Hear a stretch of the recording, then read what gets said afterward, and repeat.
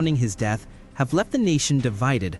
Was it a tragic road accident, a deliberate act, or something darker? Conflicting accounts, missing witnesses, and a trail of unsettling video clips have only deepened the mystery.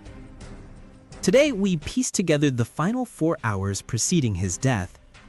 Born 28 years ago in Matungi, Ruru, Paul Kwigi Mungai, better known as Shalkido, had a tough start in life.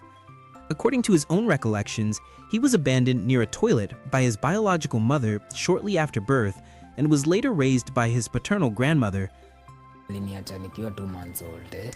2 months? So aliniacha kwa choo. Despite his painful beginnings, Shalkido rose to national fame in 2019 as part of the Sailors Gang, co-writing the viral hit Wamlambez, a song that became a cultural anthem. However, internal disagreements within the group led to their split, and his spotlight dimmed.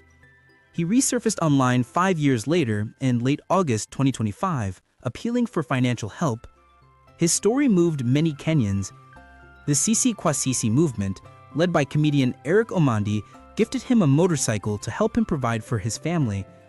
Around the same time, Obina and his team raised about 70,000 Kenya shillings to help him move from a cramped single room in Kithimani, Machakos County to a well-furnished bedsitter in Kahawa, Wandani. Obina even helped secure him a 1-year brand deal with Dignity Furnitures. For a moment, it seemed like Shalkido's life was turning a corner, but misfortune wasn't done with him yet. Just 2 weeks after landing these new opportunities, he contracted dengue fever while performing at a coastal club.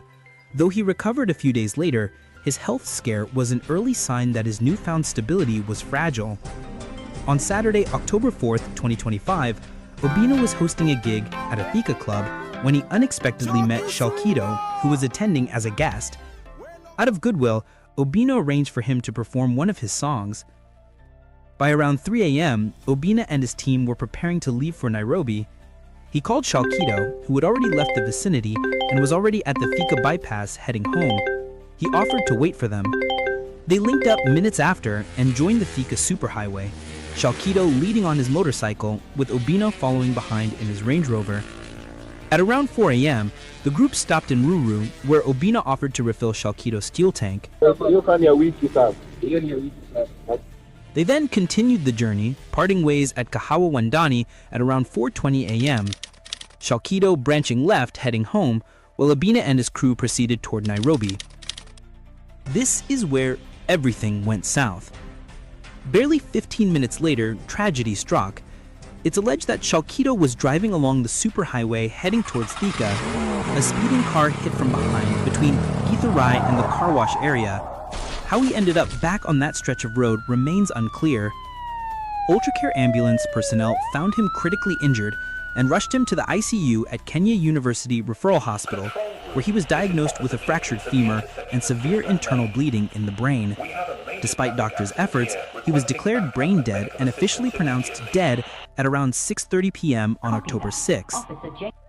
As news of his passing spread, theories began to swirl, each raising more questions than answers. Was he drinking and driving? Could it have been suicide? Or were there darker forces at play? To support these theories, we've managed to dig several footages alleging that he might have been an amateur driver who tried to bite more than he could chew while under the influence of alcohol. In one of them, content creator Tombili is heard questioning Shalkido's motorcycle skills shortly after he was gifted the bike. Manzi. But thank you for... Ulishaanguka already, manzi. Utakujiua. Hii ni serious bala. In another, Obina is seen helping him lock his fuel tank, while netizens comment on his limited technical knowledge or being highly intoxicated. A separate clip at the same vicinity shows Shalkido bragging about his riding prowess. Thank you so much, sir. Of course. Umetupeleka. Na uatanishi. Utagongwa. Okay. So you're sorted. Uko na driving license ya pikipiki? Sina, but nilijifundisha msituni, but I'm a good driver. I'm a professional msituni driver. Okay. But it's something you should consider working on eventually. Yeah. On the suicide theories, he recounts how he attempted to take his life on several instances. Unaona kwa bridge ya Juja. time kulikuwa na kilori fulani hapo na I think ilikuwa ni TX. Sikumbuki. Nikajua sasa nikimiss hii lori sitamiss hii. Then came even more chilling speculation. Some clips resurfaced from past interviews in which Shalkido appeared to foreshadow his own death, leaving fans wondering whether he had premonitions or was battling inner demons. Bro, baada tu kujua kuna watu pia walikuwa wanatutandika spiritually. Unapatiwa ndudhi, shetani anakuandama tu. Inaenda inakongwa na lori ukiwa nayo. Kwa Kenya wanafanya funeral cover. So tuone kana shosho hapo. Tuweke mama tuweke mtoi. So in case of any eventuality, you never know. Medical reports later confirmed that when he was admitted, he was intoxicated, something that complicated treatment. Operating on an intoxicated patient is risky as sedation becomes difficult and the chances of excessive bleeding rise, forcing doctors to proceed with extreme caution. Still, no conclusive evidence has emerged to support any of the circulating theories. There were no eyewitnesses to the accident, and the events of those last 15 minutes remain a mystery.